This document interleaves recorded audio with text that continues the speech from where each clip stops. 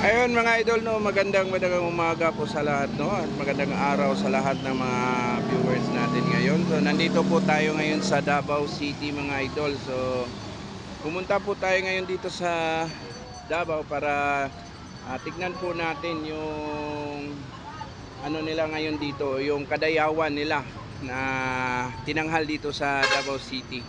So ngayon mga idol, pupunta po tayo sa Magsaysay Park. So dito po mga idol, itong lugar na to, dito talaga maraming mga mga ginagawa dito na mga kakaibang ng tutubong Dabawenyo. Ayan.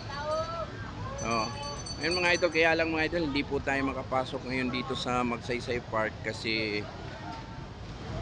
may security lockdown po yung Magsaysay Park ngayon kasi nandito po si BP Sara na sa loob, kaya binabawalan po yung mga tao ngayon dito na papasukin dito sa Magsaysay Park, kaya nandito po sa labas yung mga tao ngayon.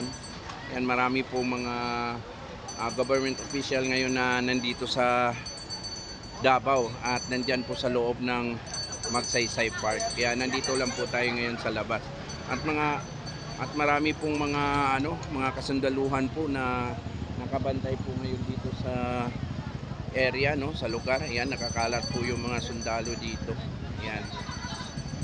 Ayan po. Ayan po yung marami pong mga nagbabantay. Hanggang doon po yung mga nagbabantay. Talagang mahigpit po yung seguridad ngayon dito sa sa Davao City. Lalong-lalo na dito sa Magsaysay Park, no. So sayang at hindi po tayo makapasok kasi pinagbabawalan po talaga na makapasok mga tao dito sa loob ng Magsaysay Park. Ayan. Ayan. At ayan kanina, so natanong na po natin kanina yung mga nakabantay dito, ay talagang mahigpit po daw yung seguridad ngayon kasi hindi po daw talaga pinapapasukan. Ayan, no, marami ding mga media dito. Ayan, no.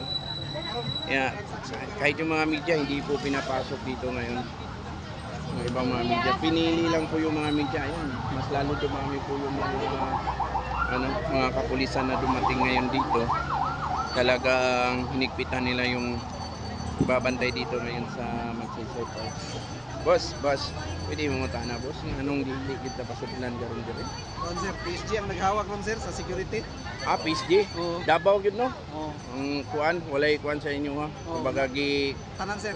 gitawag lang mo dire kay para tabang lang og bantay sa mga palibot. Sa sunod Pero sir. sa sulod yun, PSG. So ayun mga idol, kahit yung mga kasuduluhan natin, kapulisan natin, wala po silang karapatan na maghawak po ng mga seguridad po dito sa loob ng Magsaysay Park dahil PSG po yung binigyan ng authorized na humawak sa loob ng Magsaysay Park. So ayan mga idol, no, kitang-kita po natin yung kaganapan ngayon dito sa Davao City, dito sa Kadayawan sa Davao City, ditong Magsaysay Park nila. So ayan, ganun nga yung kahigpit ngayon. PSG po yung may hawak dito sa loob ng Magsaysay Park.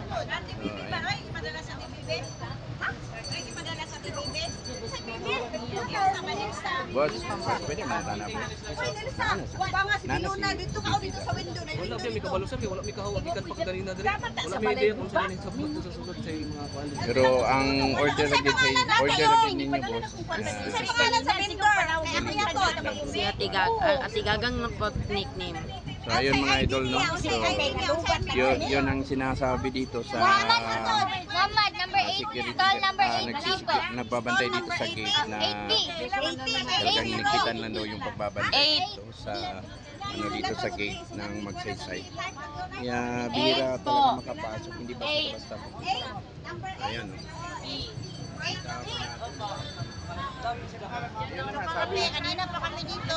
Sabi nga ng mga kapulisan dito at yung mga kasandaluhan natin, so wala po daw silang na may hawak dito sa security dito sa Magsaysay Park dahil talagang binigyan ng authorized dito na magbantay, ito mga PSG lang. So ito mga kapulisan ngayon, mga kasundaluhan natin.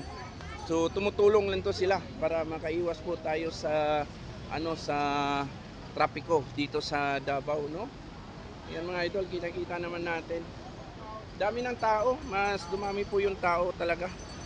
Ayan dumami na po yung mga kapulisan, pero yung ginagawa lang nila, tumutulong lang po sila dito para makaiwas po talaga sa traffic na mangyayari dito sa Davao.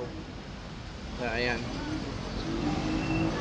So ang may talaga yung PSG yung may hawak sa loob ng ng Magsaysay Park, no? Ayan. So mag-ikot po tayo dito mga idol. Ayan, nakikita po natin.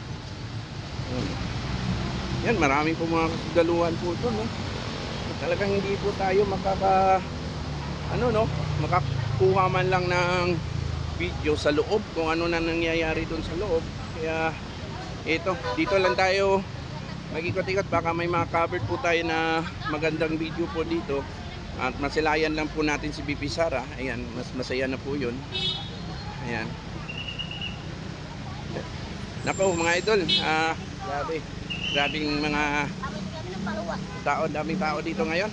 Tsaka hindi basta-basta talaga na makapasok dito, kahit dito nga sa talaga ng itong exitan talaga, marami ring nagbabantay. So ayan, ayan mahigpit po talaga yung seguridad ngayon. Ayan, marami rin ng mga pulis na nandun sa loob. Yan lang talaga, pinagbabawalan talaga na basta-basta makapasok yung mga civilian o mga tao sa loob. Siguro mga private lang yung ginawa ni OBP ngayon.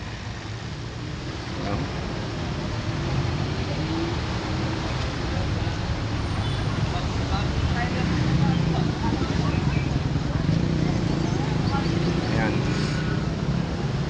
Ayan po. Ayan. Ayan. Kita na lang po yung natin.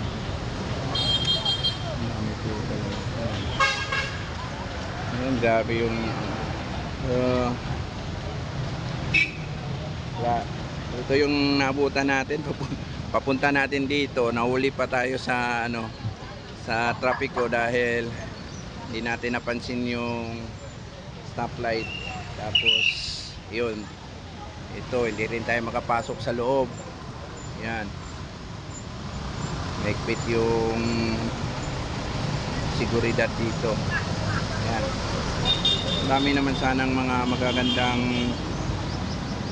doon sa loob, kaya wala, dito lang tayo.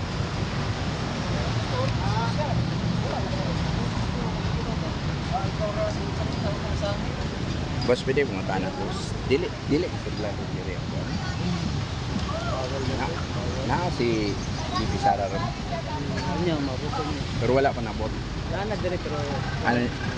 Yun mga idol, no? So si BP Sara pala nandito na po sa loob, kaya lang hindi po natin makikita talaga si BP kasi hindi po tayo makapasok. Sayang, hindi po tayo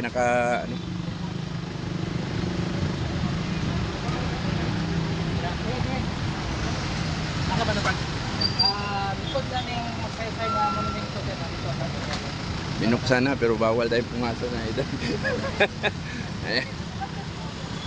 Sayang. So magantay na lang po tayo ng pagkakataon na makapasok po tayo dito. Kaya lang ito sana yung oras na maganda kasi nandito nga si pinakamamahal nating Vice President na si BP Sara, no? Kaya lang hindi po tayo makapasok. So hanggang dito lang yung mailalabas natin na balita mga idol, no, sa ating mga kababayan na nandito nanonood sa ating vlog. Ayun. Maraming salamat po sa lahat na sumusuporta. Hello ma'am. Ayan. Maraming salamat po sa lahat ng mga idol natin na nanonood po sa ating vlog ngayon, no? Ayan. So, magantay na lang po tayo ng pagkakataon na makapasok po tayo at makita din natin si BP Sara. Sayang. Ano? Daming tao ngayon mga idol. Nanginayang po yung mga tao dahil hindi nga po daw makapasok. Hanap na lang po tayo ng pagkakataon. Dami mga turista nga dumating ngayon dito eh. Yan o. Yun mga idol, ang daming tao doon. Dami rin mga bantay.